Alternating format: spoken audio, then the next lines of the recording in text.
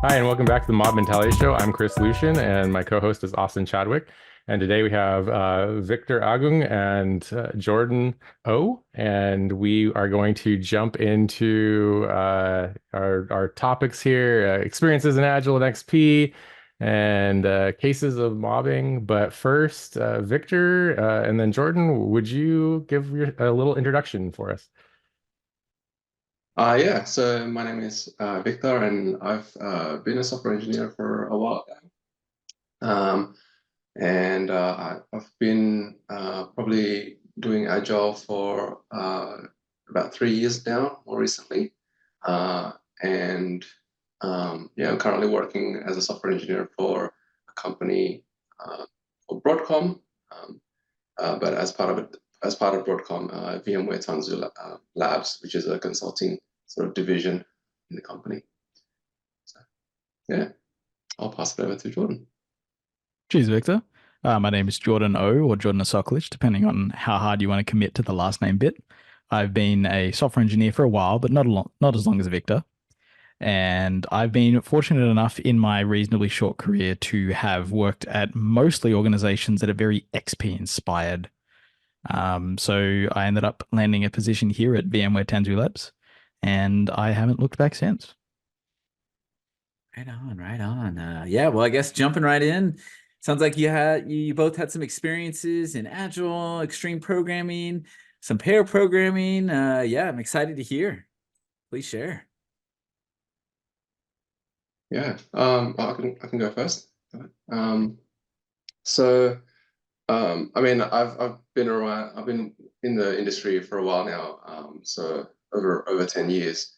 Um, But in terms of like Agile and extreme programming, I only really got introduced into it, say in just mid 2019, and that was actually when I interviewed for this position at, or back then it was called Pivotal, um, and the interview itself was done as a pair programming exercise.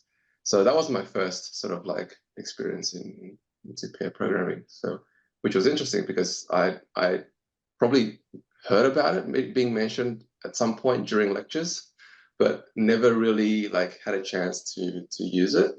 And yeah, and basically since then it's like sort of opened my eyes to this new world and new way of doing things, and yeah, and sort of never looked back since then. Yeah, so I had a pretty similar introduction to pair programming. I was a junior engineer at one of my previous companies and I was struggling a little bit. And my manager approached me with this really weird proposition, or it was very weird to me at the time. And he said, "Hey, how about you work really collaboratively with one of the seniors here?" And I was like, "Ah, yeah, all right, fair enough. I guess I can, no, I'll do some work and I'll pass it on to him." And so we did that for a little while.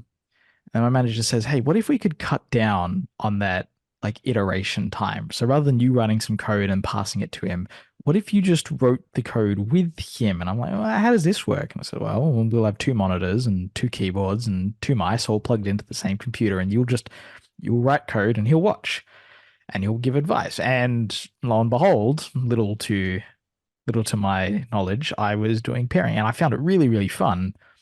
And it let me kind of feel very comfortable in asking questions and learning. And most importantly, it made me feel very comfortable in making mistakes. And so it really cut down that iteration time and shortened that learning cycle to make every day really a learning day, which is really, really cool for me when I was just starting out.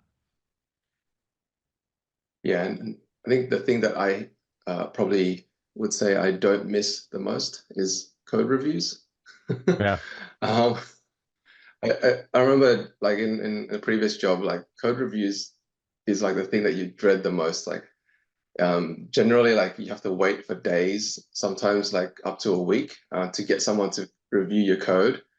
And then even then, they don't even review. And sometimes people just don't have the time to review it properly. And so it's more of a skim through to kind of like see, hey, is it formatted right? It looks roughly right, and give it the green light, and then fix the bugs later.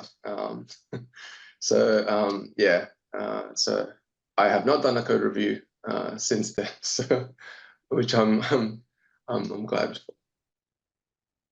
Yeah, yeah. If you don't mind me asking, Victor, how many years of code review did you do before you jumped into this pairing style? That was probably longer than I wanted to. I'd say a good 4 or 5 years. Yeah. Gotcha. So I was part of like I worked for a few startups at the beginning, and then yeah. So there was we didn't do pair programming, so it was you know they tried to introduce like CI/CD, but then depending on who it was, not everyone had access to certain things, and so it was all very compartmentalized, and you kind of had your own sort of like separate sort of bit to do.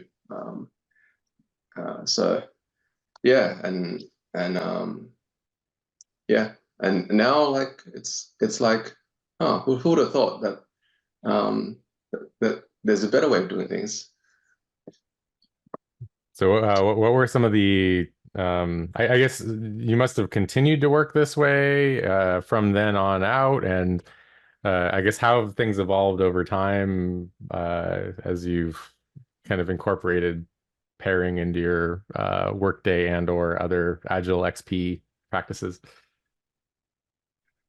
Yeah, so like in terms of like my previous workplaces, like they we knew that code reviews were not bad. Like, I mean, it's always good to review code and make sure that that someone else understands and then and like does a once over and checks over your code and to make sure that mistakes don't get through. And so at the time, I guess I just didn't know any better, and that was what my seniors had bestowed upon me. That was what we needed to do, and so that's how I began in my career until sort of I moved over to Tanzu Labs, where I got hired into, and I saw that hey, we do code reviews, but we just do it all the time, right? And so rather than having to write 100 200 lines of code, or sometimes even more, and then having that reviewed, we're always sitting next to each other, we're always like in the same room, and we're always watching or working together on the same piece of code when we're doing that code review together. And that's how I understood it's like, as I got introduced into XP, extreme programming, where we take practices that are really good in essence, but we take it to the extreme, and we incorporate code reviews, but taking it to the extreme where we do code reviews all the time. And so yeah, and that was to me was a game changer. I think in a very similar vein to Victor, being introduced to this idea of like deeply collaborative work being like the truest form of deep collaboration being co-creation was a very interesting mindset shift for me. And it's something that you can take outside of just your programming experience. So there's a lot of opportunities for programmers to upskill into various other specializations within the field. So, you could look at becoming a programmer that, hey, yeah, I do a little bit of product management work. Oh, there goes my lights. I do a little bit of uh product design work. And so a lot of what we do here at Tanzu Labs is pairing, but we also like to dip our toes into cross-discipline pairing and kind of say like, hey, cool, you're a PM and you want to learn a little bit more about the tech so that you don't get like totally smothered by technical conversation during meetings and things like that. And I'm a dev and I kind of want to learn a little bit more about how your mental model for how things work and how prioritization should happen kind of go in. And so how about we spend a little bit of time doing cross-functional pairing and we collaborate where possible. And so we can cut down on this kind of dreaded meetings where there's a lot of, okay, now I need to context dump for 15 minutes so that you just get what I'm talking about. And we can say, cool, we're just going to integrate that into the workflow here. And really it's that kind of taking away of if you really want to collaborate, you need to co-create. You can't get more collaborative than that. And it's something that other industries have discovered and integrated a very long time ago. But it's something that we in tech, as we are apt to reinvent the wheel whenever given the opportunity, we're like, oh wow, we finally figured it out. It's like there's lots of other people who say we've done this for decades, if not centuries now. But yeah, you did it. Good job. Nice. So in the cross-functional pairing, do you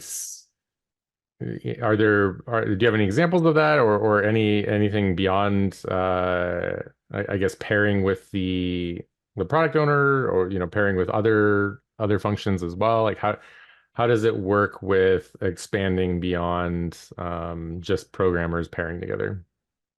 Yeah. So we did a little bit in a previous client, which I can't divulge the name of, unfortunately. We That's did okay. a little bit of pairing with designers in particular. This client had very particular needs and needed like a UI that was very, very pixel perfect in a way. And so a lot of what we got was a pair of programmers would go that knock something out, and then you would hand that over to a designer for kind of approval, like, yep, this meets the design, everything's right, and you get knocked back. We were like, oh, this is very irritating. Like we're having 1, 2, 3, 4 quality iterations where it just gets knocked back, and we shift it by 4 pixels and make the drop shadow a little bit deeper and blur things a little bit more, and it gets knocked back again. And iterations cost a lot of time. I'm not sure how long it's been since you guys have done code review, that kind of staging system, but in my experience, if it takes a week to make something, it takes at least half that to review it. And so if it takes a day to make something, it takes half a day to review. And if it takes 4 hours to make a change, it takes 2 hours. And so really we kind of said, okay, well, how can we solve this problem? And someone pointed out, hey, don't you guys avoid this in programming by just bringing the person in? And so we decided to kind of uplift our pairs of programmers by just having a designer sit in. We plugged in a third monitor, and we plugged in a third keyboard and a third mice, and we just had the designer sit down there. And the designer say, this needs to move across, and they'd highlight it and be like, this needs to move across by a little bit. And so then we would make a very quick change in the CSS, nudge that across by a little bit. This needs to go here, and we'd make a little change and nudge that up there. And this gap, there's a line here. So we'd go into the HTML and we'd knock a line out, or we'd update our Angular to kind of adjust the spacing there.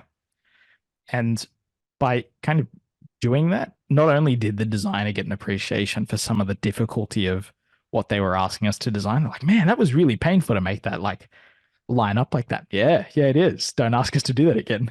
Yeah. But we got a much better appreciation of why the designs looked the way that they did, and why it had to flow like this. Like as a programmer at any rate, if you give me a terminal, I'm happy. I don't require a lot to have a great user workflow. And if the user workflow isn't great, I'll figure out how to make it work for me. But as a designer, you're constantly thinking about, you're obsessing about this user experience. Like what happens when someone who has very little experience in tech tries to use this? And what happens when someone who, maybe is colorblind tries to use this? There's all these concerns that can often escape developers as we're building something, because we're focused on solving these software problems. And so by kind of bringing a designer in and saying, hey, cool, we're going to do the exact same process. You're going to be here. You're going to be the driver. You're going to be the navigator, and you're going to have another navigator and a really good driver here, and we'll figure out how to make that work. And that was it was a little bit odd for us because we're very pair focused. And so we're like, hey, yeah, two's good company. And so to have a third person in there, we found, hey, this is like a huge acceleration above our standard procedure. And so we just started bringing in QA. Wouldn't have them sit there the whole time as we were writing the code. But towards the end, before we would hit, yep, cool, this is ready for someone to take a look at from like a user acceptance testing standpoint. Yeah, bring a designer in, get him to sit down and say, yeah, what needs to change? And so then it made our workflow faster. It made the designers happier. It made the devs happier. It gave everyone a lot of empathy for the kind of problems that everyone's solving. And so after that, the designers would design more dev-friendly designs. and the developers were far more comfortable in, saying, oh yeah, this is going to be a little more work, but I totally get why this needs to be like this, or I totally understand why this flow matters. And so in addition to kind of being our first introduction to ensemble or jam or mob or whatever we want to call it, where and the official Tanzu name is still pending. We're taking suggestions. It was also a very, very useful thing, and it helped us become a better team and become better individuals in that team, I think, all at very low cost to the business. So it's actually really funny because I just got an email today asking from someone asking questions about cross-functional mobbing, and one of the things that I kind of explained was that if you're not part of the same value stream, or the people involved don't consider themselves part of the same value stream or the deliverable, then they'll tend to go in parallel.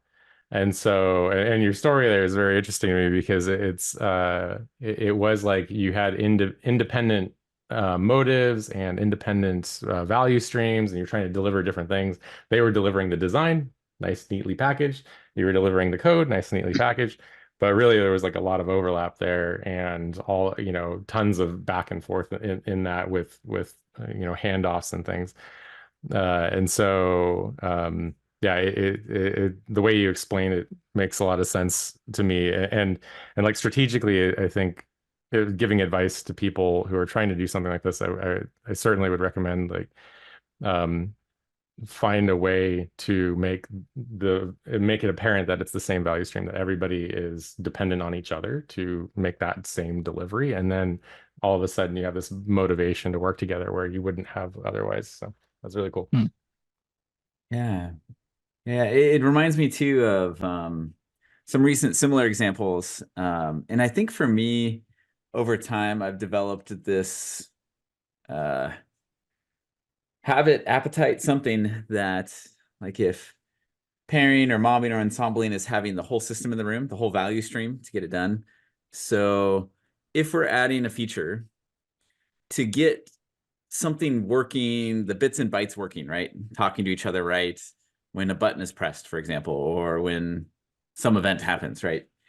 You don't need the entire system in the room to figure that out, right? But you need at least people relevant to getting those bits and bytes to work. And then that happened for us recently, and it was immediately obvious to me that this thing is not UI UX friendly. Like this thin vertical slice, if we shipped it now, it would be rough. So we need like minimum viable UI UX, right? So we can get some experiments running in production. And so, yeah, what we often have done then, I think I've done it, I don't know, 20, 30 times now, is, oh, there's some part of the system lacking for this to be a good market experiment in production. So we bring in the designer, like you were talking about, right? And then we do that same exact procedure. So if they're a designer that can't code, then they just give us feedback and we edit it until it matches their specs or what they're looking for. And then like you said, there's some compromises and back and forth that goes on both sides. And that feedback loop is fast, though, as opposed to, here's the end of the day build today, how's that look? And then tomorrow morning we look at it, their feedback, and then change it, and then we keep going back and forth. And then we've also have some UI UX people who can code, at least some of the front end styly stuff. And so they'll actually take turns driving and navigating stuff as well. And so, but yeah, I've grown addicted to that experience, and it's been a long time since I've done what is it, in the lean UI UX book, or the lean UX book? Is that what it's called? It's like getting out of the game of deliverables, where it's like, I deliver this to you and then you deliver it back, and that kind of thing, versus creating it together. So your story is quite inspiring and reminded me of some of my own. So thank you. Has there been any other cases of mob ensemble jamming other than UI UX and your all's recent experiences? I have more stories, but I want to give Victor some space to talk because I know that I really like the sound of my own voice. So, yeah, I mean, we're in our work, we generally support the concept of balanced teams, and what that means is you have your product manager, your product designer, and your engineers all in one team. and they're all co-located generally in the same place. And so by having like, you know, everyone together and, you know, working together in the same room, it's so simple to just like go and tap someone on the shoulder and say, hey, like, can I ask you a quick question, like, you know, about this story? And we do this a lot, especially with between engineers and product managers. And so sometimes before we even begin a new story or a new feature, we'll get the product manager in and, hey, can you run us through again? Like, what's the objective here that you're trying to solve? And sometimes, like, there'll be cases where as they kind of explain what the concept is, or what it is that they're trying to solve, you know, we can provide that feedback to them. It's like, hey, actually, why don't you just create like a simple postman call to do this, because you don't need a whole UI page to do this, and that way we can get it out much quicker. And so having the team work together, although when technically, I don't know, we don't really say we're mobbing, but I think now that I think about it, we kind of do mob on a hybrid basis. Like, sort of people come in and out, and we talk to them, and we call people in when we need it, and so we kind of, I guess, we always pair between engineers and disciplines, within disciplines, but we don't call ourselves mobbing, but we do work as a balanced team, meaning that we do work together and within the same space. And so if we're online, we'll be in the same Zoom, for example, and so yeah, I don't know. I guess we've never really thought about it being mobbing, but maybe it's yeah. And sometimes maybe it's not the name that is important, but it's sort of like the value that you get out of it, right? It's and as I've sort of learned as well, it's like, rather, we're not sort of like here to promote practices, but instead we want to promote sort of like the values and the principles of why we do things, because, you know, we don't tell people, hey, just do pair programming because it's the best, but then for some people it might not work. So yeah, that's maybe another side of it. I think there's this really good nugget that comes out of mobbing or pairing, where it's, particularly when you cross disciplines, where it really forces you to orient the way that you work around the end goal, which is, hey, we're going to deliver something super useful and super delightful to the end user. And you can kind of break down those false silos between each of the disciplines. And you can take that kind of tidbit out and apply it to more than just engineering work. So, great example, cross-functional, non-engineering pairing. We had to do like a slideshow on to present to external non-technical decision makers / stakeholders about the value of what we were doing. And so, of course, you know, very reasonable choice. They say, hey, engineers, can you knock together some slides? Never ask engineers to make slides. It's, my slides suck. They go way too technical. It's like, oh yeah, well, so you see the thingamajig service makes a call to the What's-a-doodle factory, and no. So what do? Well, you know, there's this other discipline that's really good at making slides, a PO or PM. They're really good at it. They live and breathe on PowerPoint slide decks or Google Slides or whatever the newest fangled tech is. And so completely non-technical, but still leveraging that kind of balanced team idea, that idea of, oh, cool, we're going to bring our different strengths, but we're focused on delivering the same goal, which is we need to convince these very non-technical people that they should continue signing off on the budget for this project. Say, hey, yeah, we're going to do this. And so, yeah, I bring enough technical experience that I can answer almost any question that they might have about the problem. And then we rely on the PM's experience. Cool, like, here's how we synthesize this into, yeah, this is why it's valuable to the business, and this is the impact of decisions. And if you've ever seen slides made by a PM and an engineer, very, very information dense, not pretty. If only we had this discipline that was super good at making things look. Oh wait, we do. So then we rope a designer in, and we're pretty fortunate here at in Sydney in Tensor Labs that a lot of our PMs and delivery leads are also ex-designers. So they quickly pop in to review the slides anyway, just to make sure, like, hey, yeah, how's everything going? Anything I can unblock it? Oh, wow, that's an ugly ass slide. And so then they'll go and they'll fix that up for you. And they'll say, oh, well, that's a very difficult color to read on this color. And it makes sense when you're looking at a laptop, but not when it's projected on a wall, and all these kinds of little considerations. And really, it's the core part of it is none of us is thinking, oh, I need to deliver this technical slide, or I need to deliver this business value slide. We're all sitting there like, hey, this entire presentation has got to succeed. And we need to all orient ourselves around that. So if I need to fill in a slide on business user value, I'll do that. And if the PM has to fill in a slide on, hey, here's our rough system architecture, he'll do that.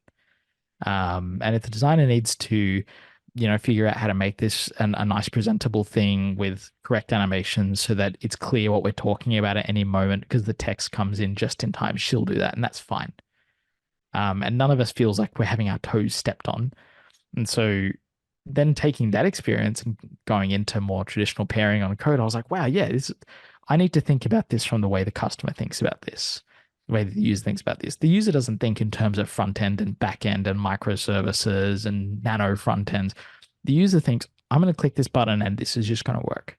And the value flow here is going to go, I'm going to hit the button and it's going to go to their server somewhere and it's going to come back. And it doesn't matter, there's a million steps in between there. And we've got a validation microservice that fans out to some, complex set of systems. And it can be really refreshing to kind of say, cool, we're going to get the necessary people in the room, exactly like you'd kind of mentioned, Austin. And we're gonna find out, okay, cool, what's the minimum number of useful opinions that we can have in here to make this really, really work for us. And if we find, hey, we're struggling, maybe it tells us that we don't have that minimum number yet. We've got to rope some more people in. And it's a very fun experience when that works just right. And you go into the office and you maybe had breakfast with a team and it's rolling on, 9:15, and you sit down and you just get immediately into that zone because all the information you need is right there in the room. All the opinions you need are right there in the room. All the skills you need are right there in that room. And it's this like, hey, cool, we're gonna like smash this out and it's gonna be great and we're gonna have a ton of fun doing it. Because if it's not fun, why bother? Nice. Mm. Yeah. The fun part I definitely really enjoy as well. And it is actually inherently really, really fun. And so I definitely agree with that. And I really like this phrase you came up with, a minimum number of useful opinions. I'm really digging that. Because like if I join a mob and if I see, for example, one passion of mine is kind of crafting code with, refactoring and unit tests and things like that. And I see someone like super passionately advocating for that. And there's sufficient knowledge to, complete the rest of the system. It's kind of like, hey, someone's already playing the instrument I would play in here, they have reached their size. So I'm, see ya, I'm going to go join somewhere else. Right. But then there's also other times where you join either a pair, a person, or a mob, and you're like, oh, I see some missing useful opinions, or you feel it when you're part of that team as well, right? And that's when you reach out and bring those useful opinions in. I always struggle with how to describe it, but it's just like this feeling in my gut that we can be painting ourselves into a corner and would have no idea. And it's this super dangerous risk to do that, right? Yeah. You deny yourself a lot of both the kind of ability to generate value, but also, more importantly, you deny yourself the kind of enjoyment that you get out of a solution really well designed. Right. And you can ruin it both ways. If you don't have enough people or you don't have the right people, and that's not to say there are certain members of your team who are the correct people to bring on.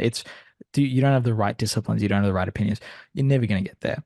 And conversely, you have too many and you just end up with a big mess. And so, there really is, oh, there goes my lights again. There really is something to nailing that number, and it's very hard, and we don't do it perfect all the time. And the risk of kind of doing that too often is you burn people out And it's like it really sucks to be that person in the room who's like, oh well, someone else is already doing the thing that kind of making the noise that I would make and playing the instrument that I would play and bringing the kind of opinions that I would bring. So I'm just going to sit really quietly here in the corner and not say very much. And it's a very draining experience to do that, particularly if the session drags on.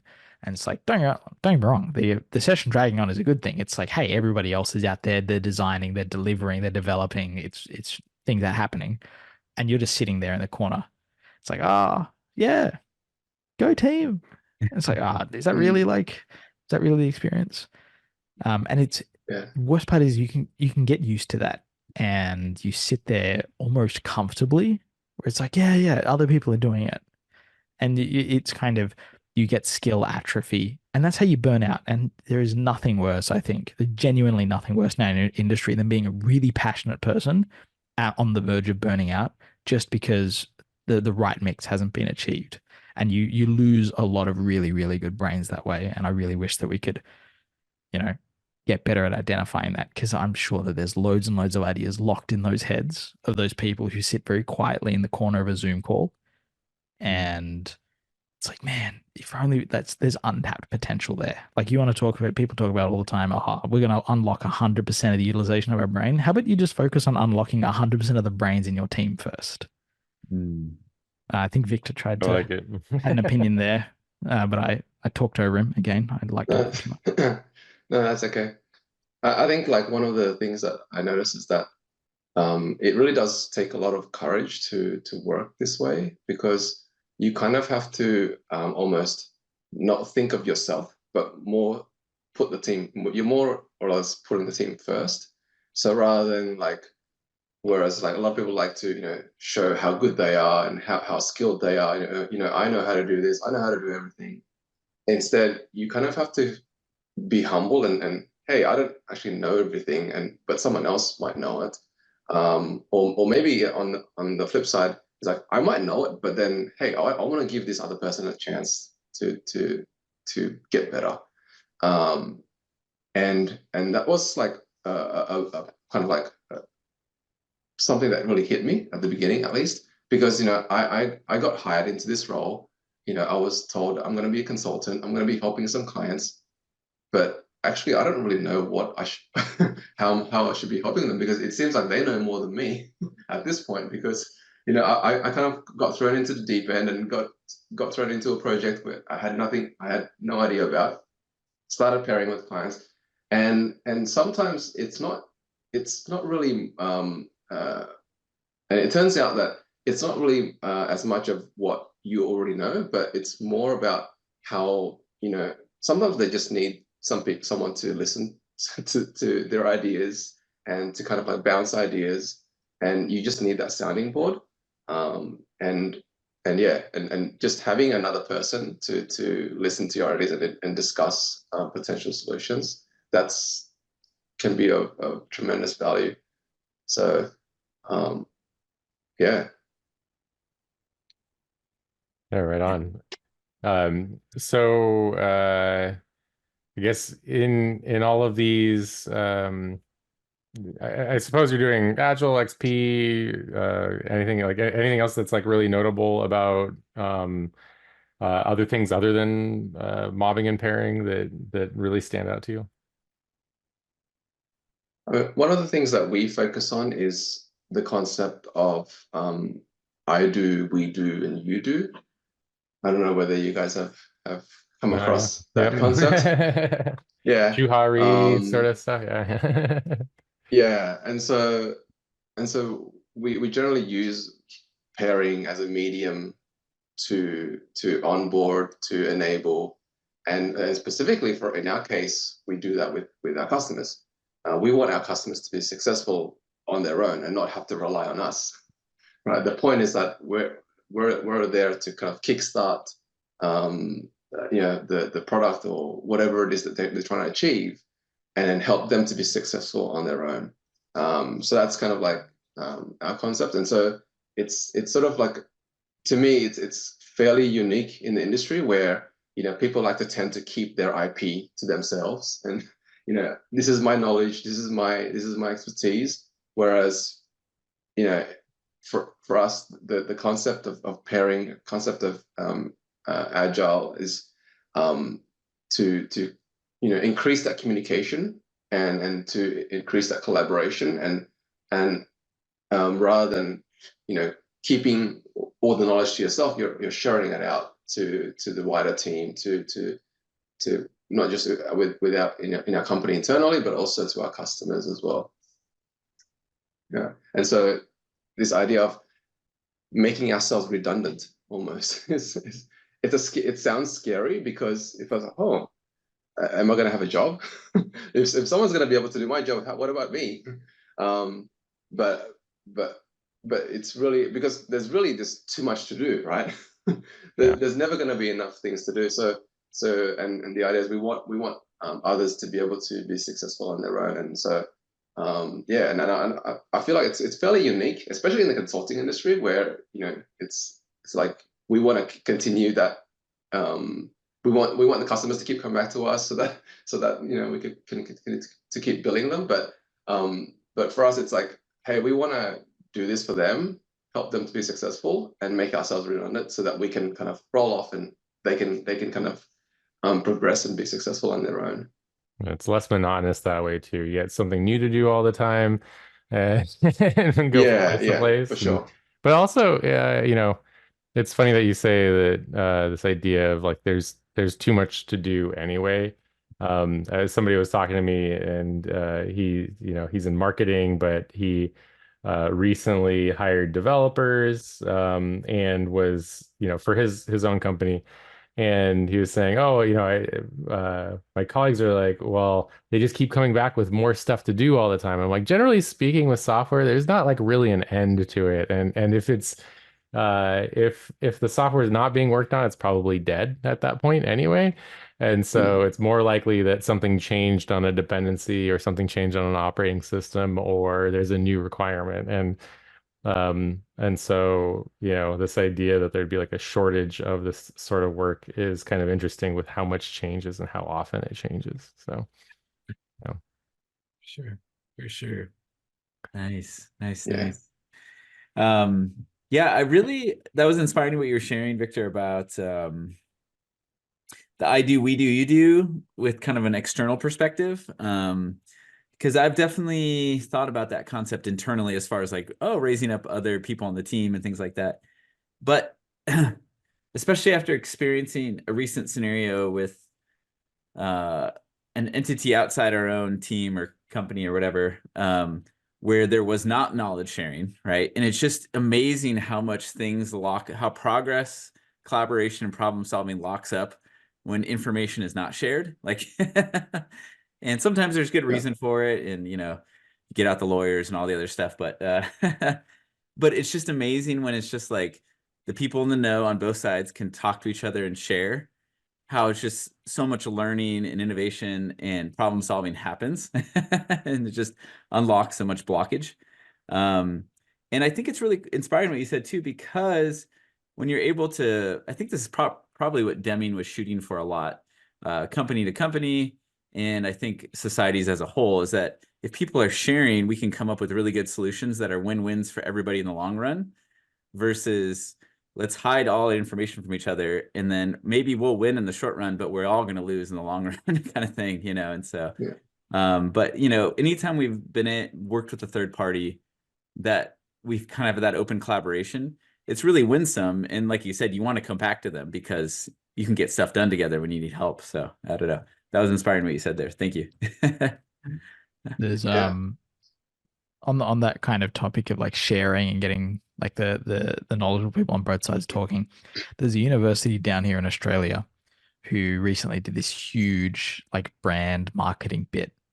Macquarie University. Their tagline is "You to the power of us," and I'm really annoyed that some marketing agency came up with that first, because it is a great description of the value that this kind of way of working provides. It's not you plus us, and it's not really you times us, because it's a bit more than that. It's you to the power of us. Like, if you have a really, really good team, and you have these really, really like people who like this way of working, overwhelmingly tend to be smart, they tend to be empathetic, and they tend to be passionate. And if you've got that kind of trifecta and you put those people together in a room, it's not like, hey, yeah, here's your business and here's this kind of team that you've hired or you've brought in. It's like it's you to the power of them. And so the more you help them, the more you help you. And the more that they help you, the more you can help them. And so it's just really like, I'm really miffed that someone else came up with that. I don't know what marketing agency they paid to come up with that, but it's a banger. And it's something that I use it when we talk about the value of pairing and when we have to like explain why pairing or why mobbing or why having it's this kind of very awkward thing for non-technical people to understand. It's like if I have two people working on the same piece of work, that's less efficient than having two people working on two bits of work. It's like no. It's not like the work times two. It's the work to the power of two. And that's like that's the real secret. That's the kicker of it, right? And it's not perfect all the time. If the work is sufficiently small and well understood, maybe okay, yeah, just have one person look at it, and if it's small, it won't take long to review. But anytime it gets complex, anytime it gets slightly longer than just a handful of lines, yeah, get two people looking at it, get some continuous review going. Oh, it's a big thing, it's a custom feature. Yeah, get three people looking at it, get a designer in there, get a PM to understand what's happening. It's you invite more people, you hit that kind of minimum viable number of opinions, minimum number of useful opinions, and you're going to ship something way better. It's your work to the power of the people that are there, not your work times the power of the people that are there. Nice. That's awesome. I'm more inspired and want to keep going, but we are hitting our time box. But I really been enjoying this a lot, very much. Before we close it down, is there anything you both would like to share or plug before we close? So I'll pass it first to you, Victor. Yeah, like I guess for anyone that's interested, Tanzu Labs, you can look us up at tanzu.bmw.com. We can help you get started in this world of pairing and mobbing. And our mantra is to transform the way the world builds software. And so we hope if you need any help, feel free to reach out. Happy to have a chat and see what we can do. Now my shout out seems very selfish because I was just going to shout out my LinkedIn page. Part of my role here right now is to put pen to paper. I spent a long time in university, so writing is something that I kind of enjoy. And so yeah, this has been a really interesting chat, kind of getting to talk to people who do what we do, in a different geography, different culture, different set of companies. So yeah, it's inspired some ideas that I might end up typing some words up on the internet. I'm sure that eventually my LinkedIn URL will filter down to one of you two guys and it'll get thrown in somewhere. So if you want to read more about some of the stories that Vic and I shared or some of the ideas that kind of came in through here, feel free to check that out and enjoy the ramblings of an engineer who has just discovered that the internet can read what he puts up there. Nice. Yes. Yep. Yeah. No. Thanks I for love having it. us, though. Yeah. Really, it's really awesome time.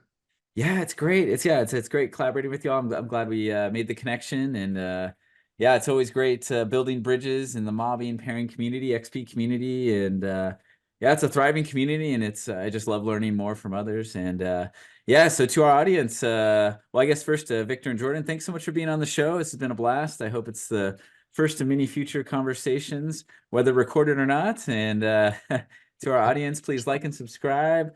We'd love to hear your feedback. Do you have any stories of, pairing cross-discipline, slide creation being done with more than just one set of skills or type of person, or knowledge sharing, or stories of you to the power of us, to the power of two or three, and, kind of pairing growing into mobbing and all these sorts of things. We love to hear your stories, your feedback, your thoughts.